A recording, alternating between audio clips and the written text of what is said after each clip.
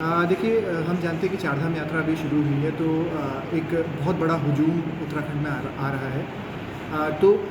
इसकी वजह से ये कोटद्वार वाला भी एरिया अफेक्टेड होता है। हम सिद्ध बली मंदिर के बारे में जानते हैं और भी ट्रैफिक में बहुत सारे यहाँ से गाड़ियाँ रूट होती है टूवर्ड्स केदारनाथ, बद्रीनाथ। तो हमारा जो मुख्य एजेंडा इस मीटिंग के लिए था वो ये था कि हमारे जवानों को उनके डिसिप्लिन के बारे में, उनके वर्दी, टर्नआउट और प्लस बिहेवियर के बारे में थोड़ा अवेयर करवाने के लिए कि आप किस तरीके से अच्छा इंप्रेशन बाहर के लोगों पे डाल सकते हैं और अच्छी सर्विस के थ्रू हम कैसे डिपार्टमेंट को आगे बढ़ा सकते हैं।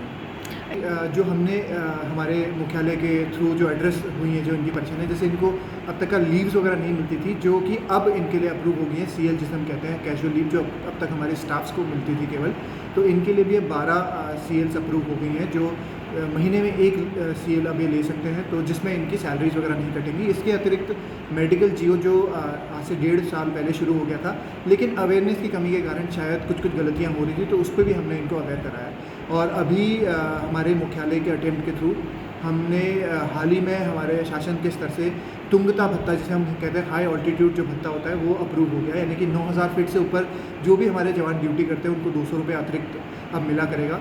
तो हमारे 45 जवान जो कि पौड़ी गढ़वाल से केदारनाथ ड्यूटीज़ वगैरह कर रहे हैं, तो हमने ये भी कहा कि अगर आप वॉलंटियर करेंगे केदारनाथ की ड्यूटीज़ के लिए, तो आपको 200 रुपया अतिरिक्त पर डे मिला करेगा।